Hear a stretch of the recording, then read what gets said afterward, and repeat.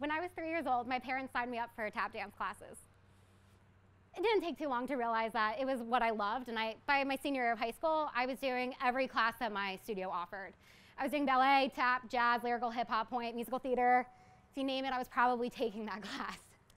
So it was pretty easy for me to figure out I wanted to further my education in dance. It was my passion. I wanted to chase that passion. So when I ended up doing was going to Mercer County Community College. And when I started that program, I decided I was going to be a dance performance major. And when I did dance performance, I decided, I met Janelle Byrne, and Janelle Byrne was the director of the department. And she taught us about Jose Limon's technique of modern dance, which is all about this concept of fall and recovery. Now, fall and recovery is what it sounds like, right? You fall, you allow yourself to fall, and it's an arc. You fall as low as you possibly can go, right? And this is not good. I'm giving a mini demonstration, but you go as low as you possibly can, right? And then you don't know that you can come up, really, because it's a difficult move. And you pull yourself up, though, and you come up, you're strong, and you're ready to move on to your next movement. Now, this was something that I practiced often, and I decided after college, when I graduated, I was going to go into freelance choreography. And as you may know, freelance choreography does not pay your bills. They pay you an experience. So unfortunately, I had to also have another job, and I was serving tables. It didn't take me really long to figure out, though, I wanted to get paid doing what I loved doing, and that was dance. I had a degree in it. I should be getting paid to do this. So I decided I'm going to apply for a dance studio. And I was a dance teacher, but I was really bad at it. The kids ran the class. I kind of just stood by and would laugh and have fun with them, but I did not have a teaching bone in my body. I'm not a good teacher. But it was a really fun experience, right? And luckily, I had this internship at the same time at a dance company in Philadelphia. And they ended up offering me, after that 1 year, a position, an administrative role.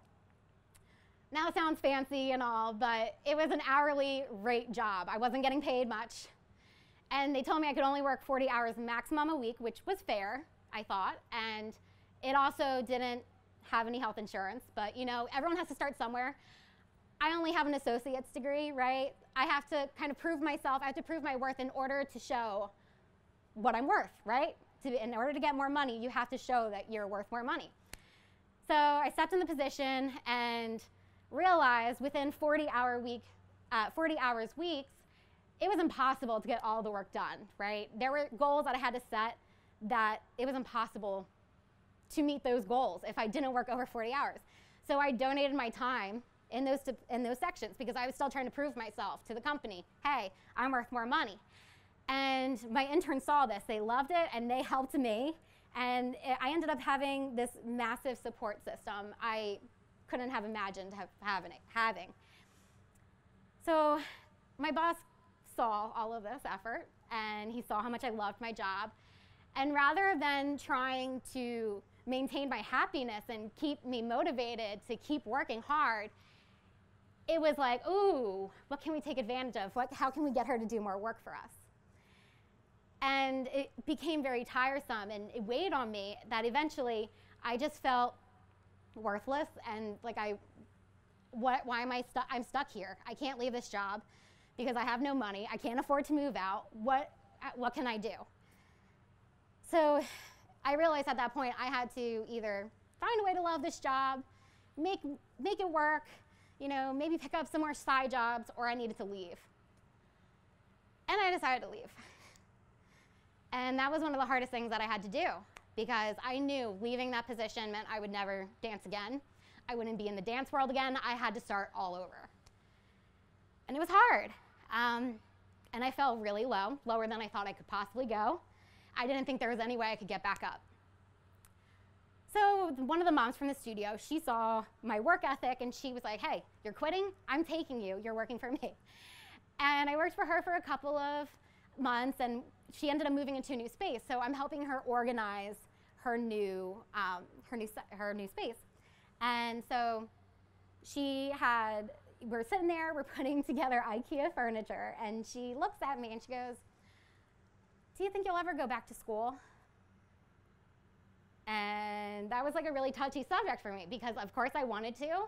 I always wanted to get my bachelor's degree, but I didn't think I was smart enough to, and I didn't think I could afford it because have you seen the tuition bills? They're expensive. So I just said, I didn't tell her all that though. I just said the money. I said, it's too expensive. And she said, no one can afford college. Nobody. You don't worry about that. Just apply. You'll figure that out. You're smart. You're going to get financial aid. You're fine. So I didn't really believe all of that stuff, but I was like, you know what? She's right. I should just apply myself.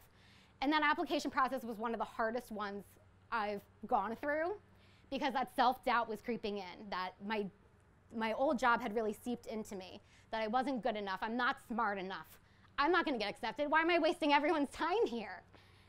And, I ended up being really wrong. And I got accepted into Rider University, which was my first choice.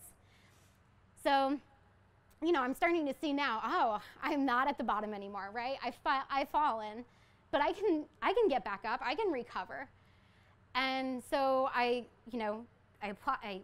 went to school, and there were so many opportunities that came from attending Rider University. I have been able to go to Tanzania. I have been able to compete in multiple competitions like Data Fest and the Johnson & Johnson Case competition. I've had multiple speaking opportunities like today. I've been able to network with amazing people. I mean, it has been all experiences I would have never had if I went to a different university. The best opportunity of all, though, was when I was accepted into Oxford Innovation Intensive, and my life changed completely. I met one of the entrepreneurs on the trip. His name is Stephen Fernandes. He owns an energy consulting firm in Philadelphia, and for some reason, he liked me.